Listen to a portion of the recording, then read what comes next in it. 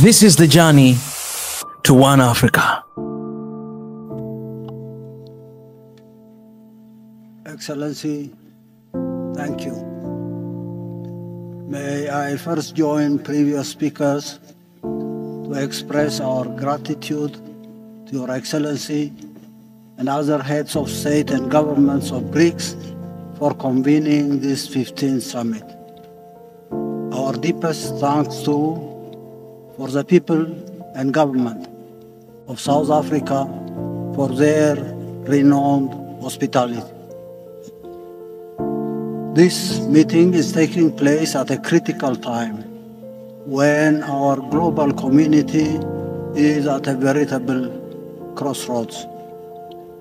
The flaws and deficits of the prevailing global governance architecture, whose defining features are dysfunctional, non-inclusive, and unfair rules and regulations, are too evident to merit emphasis.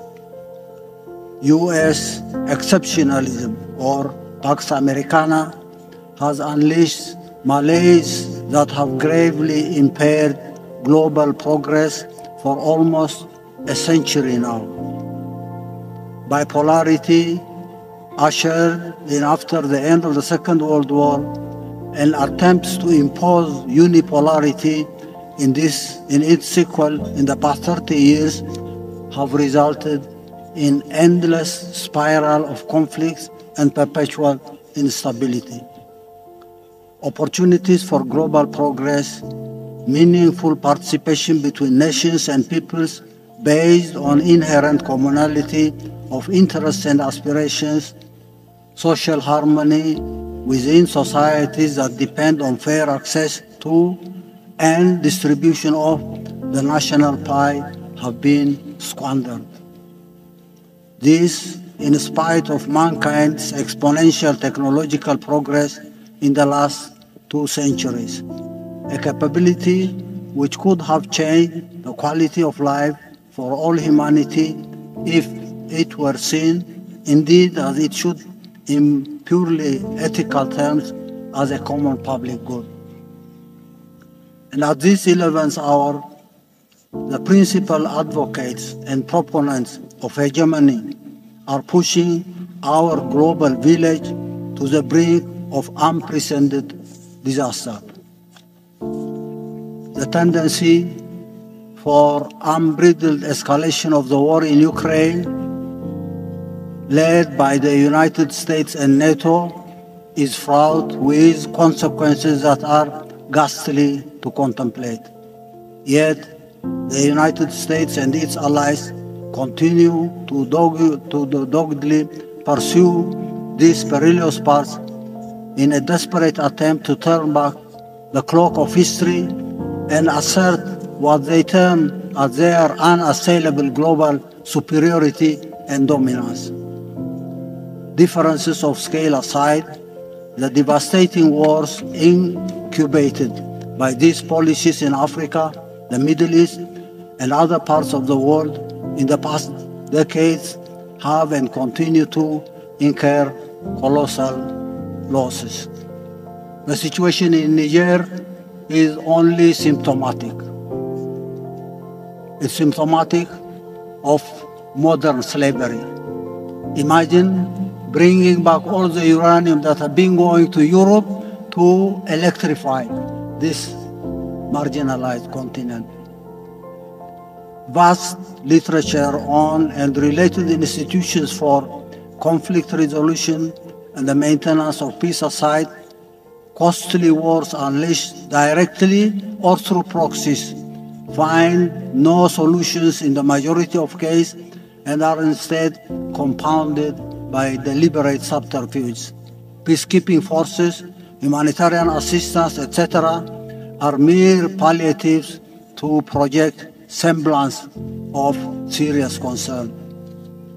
Most of the times, the institutions and conceptual pillars of global governance, the cogent principles enshrined in the UN Charter, are circumvented and supplanted by illegal frameworks and approaches. Grave issues of international peace are not addressed by and referred to legitimate international bodies for adjudication. Alliances and power blocks, coalitions of the willing are the preferred tools in order to breach international law. Illegal and unilateral sanctions, weaponization of US-dominated financial, economic, and judicial institutions, as well as other punitive instruments in their toolbox, are routinely invoked to punish those who do not toe the line. These suffocating and malicious policies are embellished by high-sounding phrases in order to claim the moral high ground.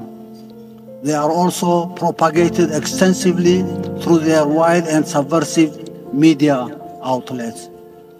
But for all their efforts, these misguided and reckless policies have and continue to engender robust and growing popular resistance in all corners of the world.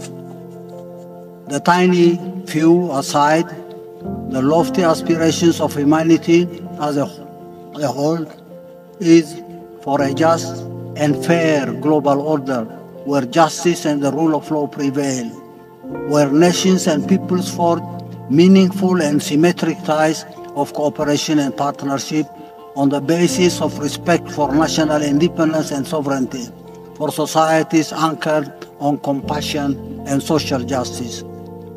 These amorphous movements will require higher coordination in their critical layers.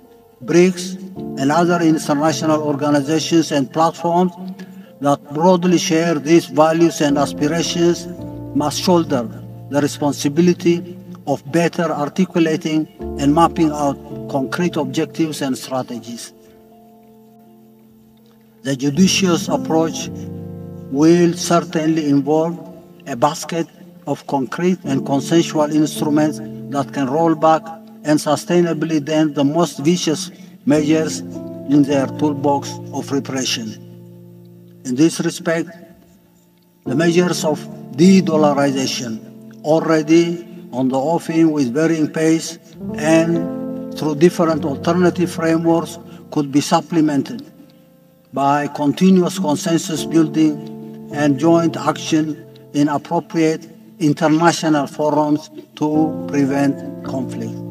Mechanisms can be worked out to expedite fair and comprehensive resolutions when and if they erupt. Similarly, the opportunities for coordinated and effective action may be explored to rectify systemic weaponization of judicial and other instruments that they have developed for ulterior ends and that are not in consonance with international law and the Charter of the United Nations. I thank you.